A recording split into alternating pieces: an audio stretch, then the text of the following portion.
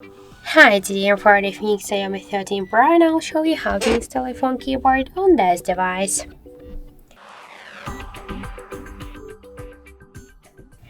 So to do that, we should open the Play Store application and in the search field we should enter the green Apple keyboard.